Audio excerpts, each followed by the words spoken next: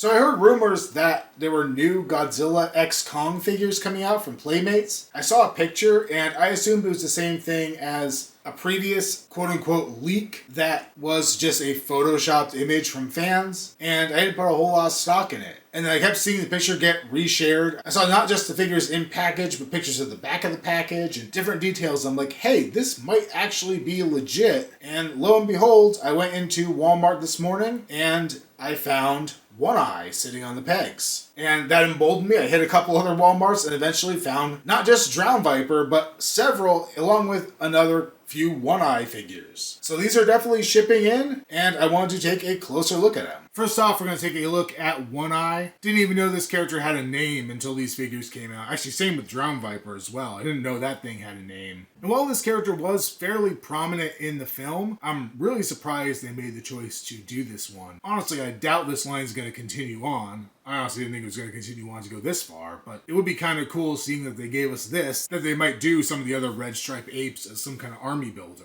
In terms of sculpt, this figure is a little lacking, though it has more than I thought it would. I'm trying to tell if it is a Scar King repaint. It seems like it's broader than Scar King, so I think, if anything, it may be using some of the limbs from him, particularly the arms. But I think the chest might be a dedicated sculpt. The head is definitely a dedicated sculpt. I found with a lot of these Playmates figures, there is some really good sculpting going on, and then they kind of drop the ball in the paint department and leads to them looking really flat. While these figures are what they are, the joints are very visible, particularly looking at that pin in his arm there. I think if you have some basic painting skills, you can improve these figures a little bit and just make them work a little nicer. On his face, we do see some good detail there. He's got his teeth sticking out. He has the one good eye and the one milky eye. It really is just a whited out eye. They actually did go far enough as to put a little hint of an eyeball in there. I think looking from the movie stills, his good eye is mostly black. I'll have to go back and look a little closer, but it looks a little comical being this,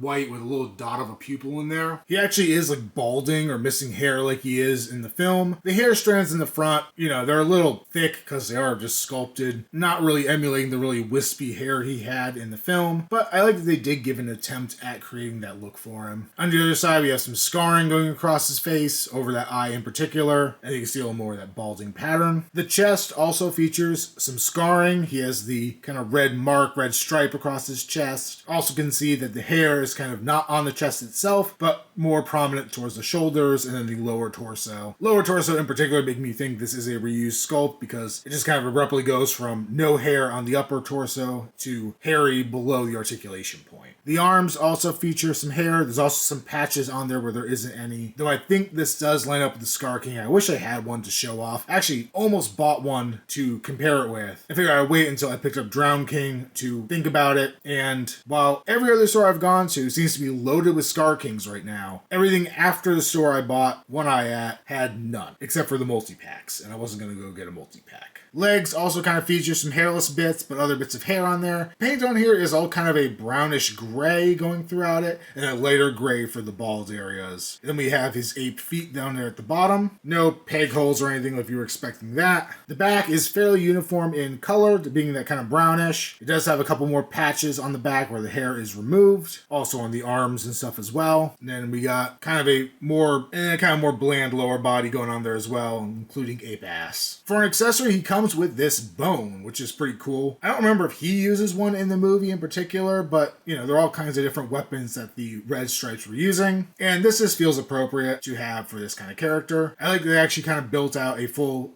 femur. You have the kind of socket down there towards the bottom, and then it kind of goes to right above the knee. There are some nice cracks in this as well. It's kind of an off-white color, but you could paint this up and really bring out some of those details as well. Flip it around. I'm just going to keep his hand on it. His hand is actually kind of tight, so it was a little hard to get it in his hand, so I don't really want to take it in and out of his hand all that much, because I feel like he's just going to never be able to grip it again. But some more good detail on this side of it as well. Honestly, way better than I was expecting from this line. For articulation, One Eye has a ball joint at his neck. Not a great range, looks up just a little bit, tiny bit up and down. It will swivel side to side, it will pivot just a little bit.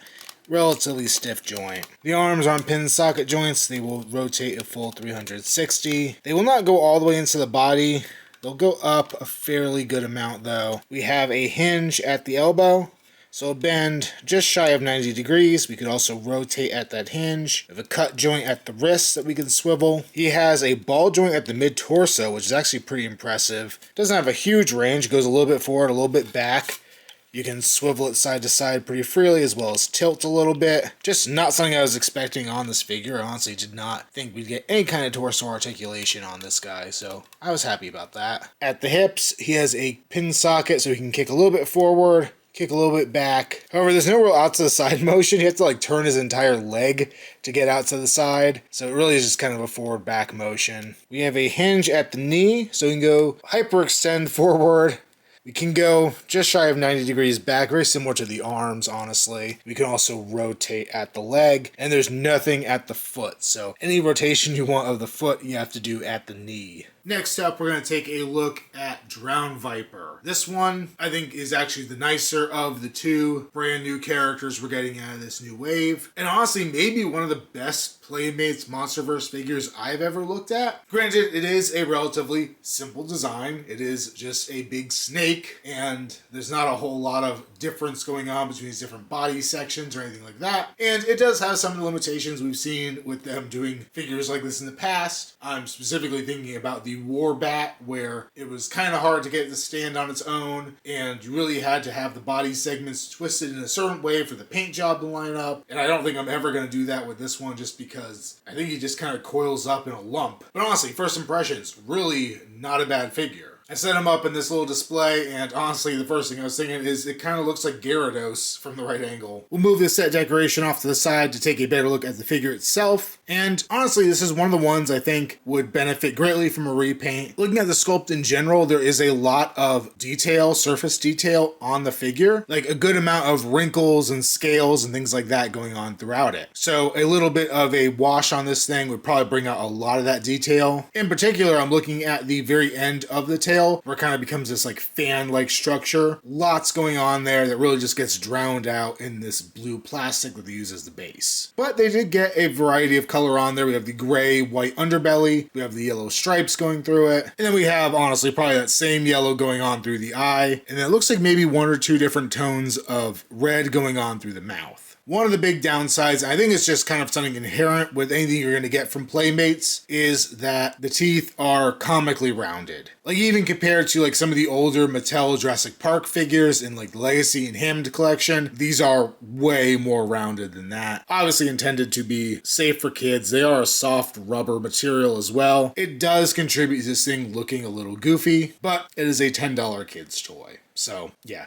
I don't know how many kids are going to go nuts over Drownviper. Then again, I don't know how many kaiju fans are going to go nuts over Drownviper. I mean, I was excited about it, so who knows. As far as, like, articulation goes, this thing isn't bad. It has a hinged jaw with a pretty wide, opening there. The back of the mouth is just the blue of the plastic. I think the roof of the mouth is just blue as well. So not super detailed, but fine, for what it is. He has a ball joint at the base of the head. It does tend to pop out, but I think they actually advertise it as having a removable head being a selling point of this thing. Should also point out there's like a little indent on either side here at like the second stripe. I think that's supposed to be some kind of bit of his gills. It does look like he has gills up at the front, like these curved lines in there, but that indentation is on both sides, so it's definitely an intentional piece of the anatomy of this figure. We have a ball joint kind of at the base of this section, a second one a little further down, third one down here, a fourth one lower down the tail, and then a final fifth one here at the base of the tail. They were all pretty much the same, basic ball joints. Wow, he ate a tree. I did not intend for that to happen. The whole figure is made of kind of a soft plastic. It's kind of rubbery throughout. I think it could just have these fins be soft, have the teeth be soft, no sharp edges for kids to hurt themselves on, but it does lend itself to having a decent range of articulation. However, because the body is pre-curved in different spots, as soon as you move it, it does tend to look a little wonky, just because things don't line up. The sculpt doesn't line up, the curves kind of go counter to one another. I think to do this right, you would need a lot of different joints and fillers, kind of like they do with the Monstrous Ghidorah heads or something like that. Not what you're going to get in a Playmates line. And on top of that, the joints are a little on the looser side. It is a little difficult to get him to hold certain poses, especially, if you're trying to get him up high and striking. You really kind of have to balance things out. Whoa, there he goes. Yeah, you have to balance him out so that it will actually hold a pose. So it does create some difficulties there. But again, for what it is, not bad articulation. For a size comparison, there is the One Eye with the SH Monster Arts Kong from Godzilla X Kong, which is just the repaint of the Godzilla vs. Kong one. And on the left, we have the Tsuko from Playmates. Then, even though they never encounter each other in the film, I brought in the Godzilla Evolved. This is the one in the, I don't remember what the official name of it is, but I call it the Fleshy Gym Sock Godzilla. It starts off with the regular Godzilla as like a rubbery skin, and then you peel this thing out of it. I think this might be a little smaller than the standard Godzilla Evolved figure, but they stand roughly the same height. And then on the right there is the Hiya Toys Skull Island Kong. And then a couple other Hollow Earth creatures, or I don't know if Skullcrawler is technically Hollow Earth, but it seems like it. So the Hiya Skullcrawler over there on the left again, and then the Playmates Warbat there on the right. And for a size comparison with Drownviper, this is Drownviper as close as I can figure out to get him in like a neutral pose. This is kind of lining up all the spines on his back and getting him to balance so he actually sits up. So yeah, I'm going to call this like the neutral pose of the figure. Obviously, you can stretch him out, make him a very long character, although he is coiled kind of by default, so we're going to keep him like that. So again, on the left, the Kong from SH Monster Arts from the Godzilla vs. Kong, or Godzilla X Kong, I should say. And then Tsuko on the right. Again, the Playmates Evolving Godzilla, whatever you want to call it, Fleshy Gym Sock Godzilla, and the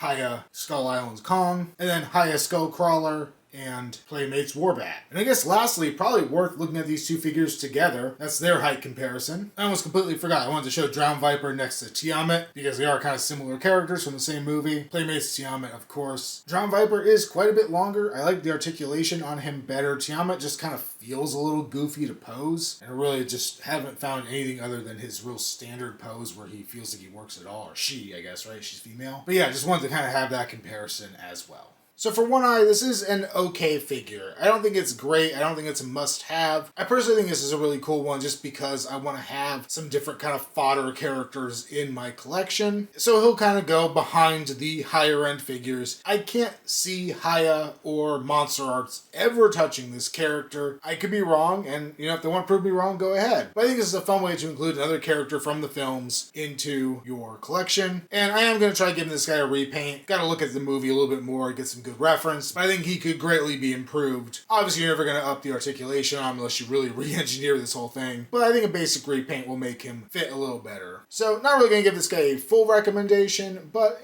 he's a solid thing. If you're just looking to build out your MonsterVerse kaiju, a decent one to pick up. Just know what you're getting yourself into, but it's a $10 figure. And I just looked at the Godzilla Evolved from SH Monster Arts that I shopped earlier today, and it was like $160. So, maybe I'll be buying more Playmates figures in the future. And honestly, the real nice thing about Drownviper is that you could pull him apart and recreate the scenes of his beheading or them eating his carcass. Spoiler alert, I guess. But yeah, this is definitely my favorite of the two new ones. I think the detail on it is really nice. The posability of it's fun. It's a huge figure for $10.